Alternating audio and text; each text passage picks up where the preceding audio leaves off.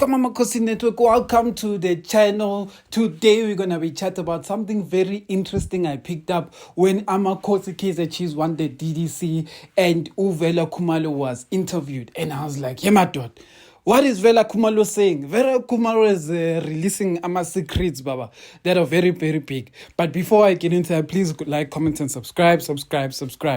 Let's get into it. So a lot of you know that this season, Chiefs didn't really promote any player.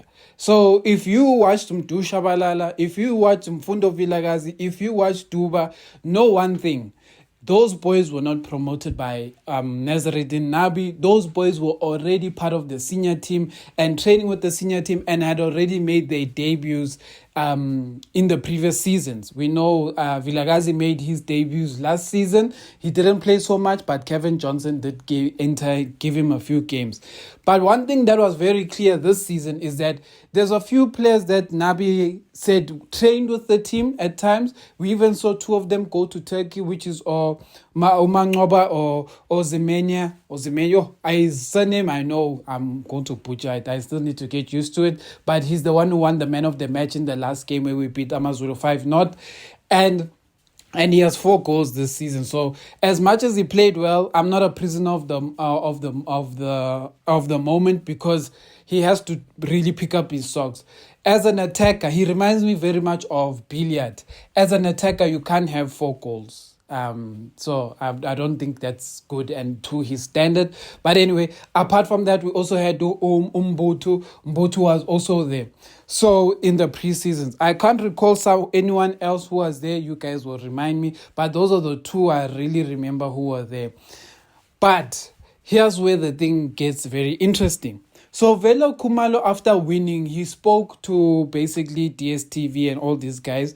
And he said, he basically gave an update on the future of the team. And the one thing he said that really caught my eye is Vela Khumalo said they weren't allowed to promote the players this year. And it was communicated at the beginning of the season that no player is going to get promoted. So what the players had to do is that the players had to achieve a lot of what they're going to achieve through the DDC, whether playing international football, like that's why we saw a lot of under-20s and under-17s being represented, and that was more of their targets because a lot of the players knew already that they're not going to be promoted because that was what was communicated at the beginning of the season.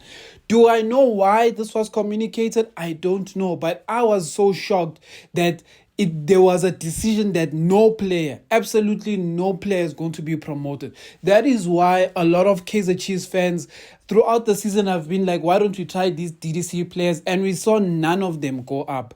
But here's the truth. The truth is that none of them came up because it was already decided.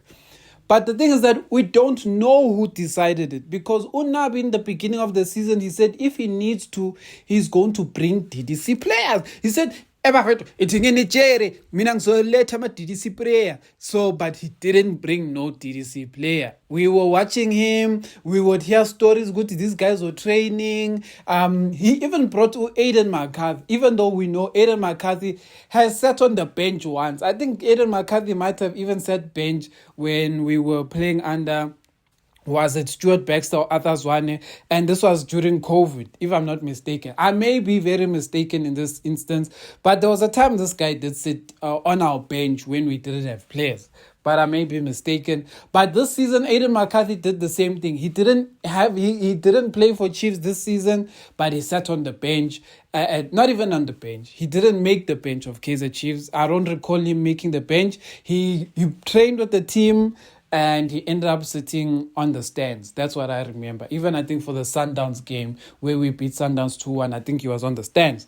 But anyway, what I wanted to say is that I'm interested to know because if Nabi, our head coach, says he will use DDC players if he feels that the squad isn't good enough, but then we find out later that there was a decision that the DDC players were not going to be promoted. None of them. It was like very clear from the beginning that none of these players were going to be promoted. So then the question is, who made this decision? Is it Nabi who said, no, these players are not good enough or these players need more development or whatever the case may be? Or was it the management? But I don't want to be even, with this one specifically, I don't want to be hard on the management. And the reason why I say I don't want to be hard on the management, because if Nabi identifies a player that he believes should get promoted, I don't think the management would stand in his way. I think if Nabi said, "Hey Bafet, please give me the keeper.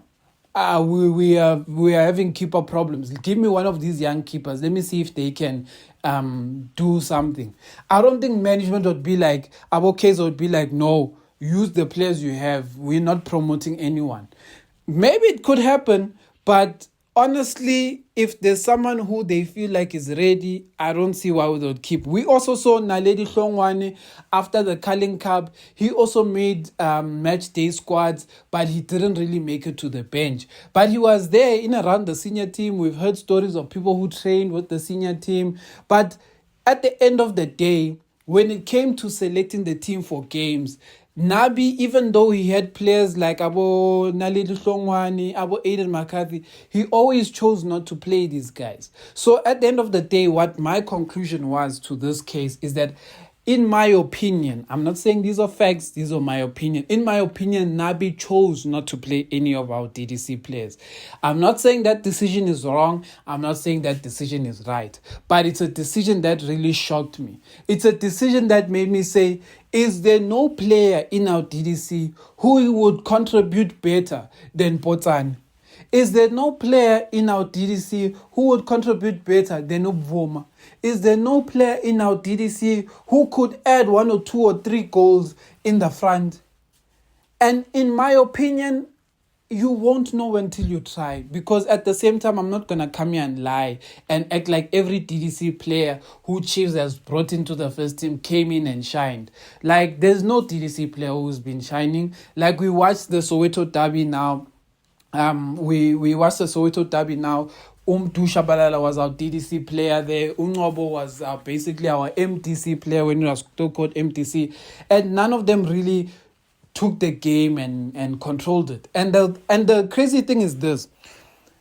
I want to touch this point, Du Shabalala, because a lot of you have been acting like in the Soweto Derby, I'm attacking Du Shabalala.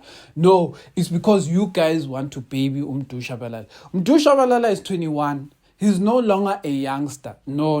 We can't, when Umdu was young, when he was 19, 18, when he was 20, I gave him grace periods to not really hamper him, to say he's developing. But when I see you making the mistakes you are making when you were 18, now when you're 19, all of these mistakes, I start to say, you are not developing. Like every season, I must see what you are developing, because Du Shabalala, yes, started the season on fire. But towards the end of the season, he went back to the form that he used to have way back when he started playing for Chiefs and making mistakes. He started playing worse in the second half of the season, and that for me was very worrying. How a player can start on the season like he's going to carry Chiefs, and then he just disappears. Yes, I think it came after a point where he got injured. I think he had a thigh injury. But anyway, let me sum this up for Du Shabalala, for those who are angry. Those who are saying, I am a Mdu hater, I'm blaming him, etc., etc. One thing, you clearly did not watch that Soweto Derby. That Soweto Derby game, it was this. The goals we conceded, they all started with Mdu Shabalala. Well, not started, but Mdu was involved. With the first goal, it was Mdu. Instead of there were acres of space, but Mdu passed the ball directly in the feet of a Pirates player. Goal. The second one, we also saw it was Mdu's involvement. He could have prevented the goal. He was involved. But that's not even my problem. Isn't even the goals, because I feel like an attacker will always lose the ball trying to find a way to attack. That is not my issue. My issue is more his decision making going forward, because yes, those two are the ones that look like they're most highlighted. But no, I don't watch the game like that. I watch your performance on the field for 90 minutes, if you play 90 minutes. And in his performance, there were many instances where he overhit a pass, where he underhit a pass, where he passed the wrong person, where he hit it in the wrong direction. And he did this all when he had done something good. He would dribble a nice player. He would make a good run. He would do everything. Like Mdu, you know how crazy it is. Mdu has an ability to be one of the best players in South Africa. He's a player who can definitely make the national team if he just fixes his how he's passing. His pass accuracy is actually one of the worst I've seen from an attacker, because Mdu, if you've watched Chiefs for a long time and you've really analyzed Mdu overhits a lot of passes. He puts too much power, but it's because of how he's trying to pass the ball. He tries to pass the ball in this stylish manner where he's almost slicing the ball when he passes it. And every time he does that, it always gets overhit. Like he can't really, and yes, one will work in a random time, but his percentage rate of how much these passes are working is not good, which is why I say if Mdu Shabalala fixes how he passes, becomes more serious about the accuracy, leaves the style of it. The style of it often comes where once you've basically cemented what you're trying to do, or you understand your abilities, your flaws and stuff, and now you know what to do. That's when it comes, but I don't think it's there yet. But anyway, let me conclude on this and say our DDC players, I saw so far this season, I've seen 3 quality DDC players. I've seen Takalani, who is with the under-20s. I've seen Naftal Mukwena, who was with the DDC team. These guys look solid. They're getting the basics right. That's one thing I like about them. They get the basics right. Yes, they have not been tested by PSL players. So it's very difficult for you to judge a player before he gets tested by Amadoda. Let me say that. But yeah, so far it's good. And I think the other one is Mohammed. I forgot his surname. Mohammed, he came on in the second half, but he's still new. He just played his first game, but the saves he pulled off were proper, solid saves. And our young players have a very good height. The height on our keepers is actually something I applaud Chiefs for identifying them. But anyway, other than that, I wanted to say this. It's not all doom and gloom. Congratulations to the DDC team. I said this before in another video, but I want to say it again. Congratulations to the DDC team.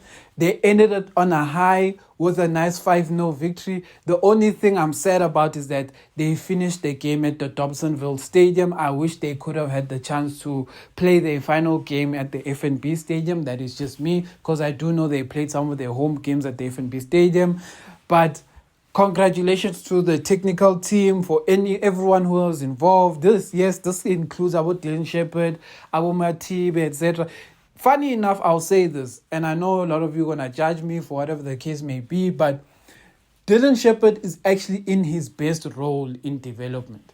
Dylan Shepherd, if you watched him at Bidvest Wits when he started coaching the DDC team, he was proper coaching those boys.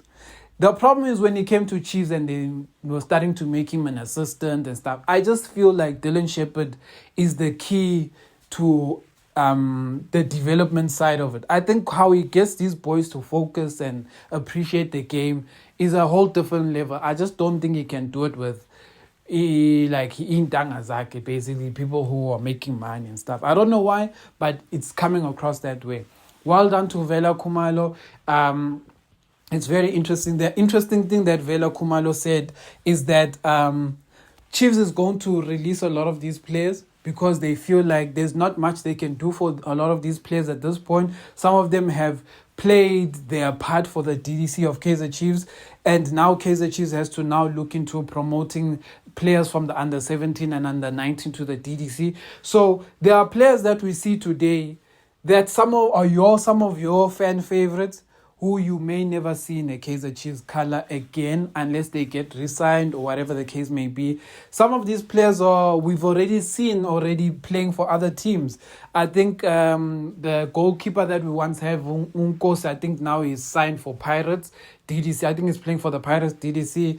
Uramushu is playing for Polokwane City. Ndamane is a starter and was called up to the national team for TS Galaxy. We know Mdaga, we know Puso Ditejani.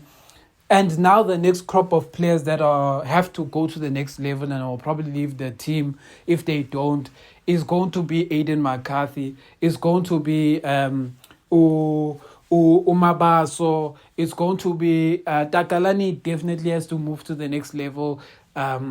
It's going to be players like Untando Nkosi. Some may argue he still has one season, but I don't think he should be playing in the DDC next season. He needs to start playing with older players. He can't be playing with under 17s and under 18s. So Untando Nkosi, I think he also needs to go to the next level. And I think he's the one who I'm not sure about. I think he's the one who they wouldn't mind keeping for one more season, but I don't think they should. There's a is it Ungwesa, that player who plays on the left. I think he's close to making it to the first team. Umatlala, I know I'm pronouncing a lot of these players' names wrong because I have to get used to them. I think he's going to get a shout in the first team.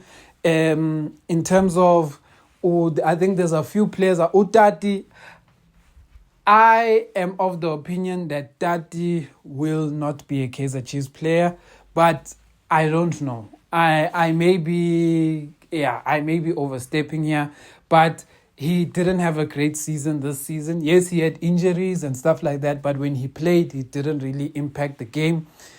A lot of the players who are going to stay are probably going to be players, and Naledi Hlongwane will probably be promoted to the next stage. So the players who I know are going to be still there is probably going to be Hendricks, it's probably going to be Unel Bohloko. These are the players I expect to still. Naftal Mukwena will probably still get another season. The only reason Naftal is still going to get another season as a keeper, probably in the reserve team, is for the fact that there probably won't be space for them to promote two goalkeepers. Takalani will probably be the one keeper they promote. And then after that, Chiefs will probably release one or two keepers at the top and still buy another quality keeper. So it will probably Takalani and like 2 to 3 other top quality goalkeepers. So it's going to be interesting to see how the guys reshape the senior team and to see how these youngsters come through. Amakhosi for life.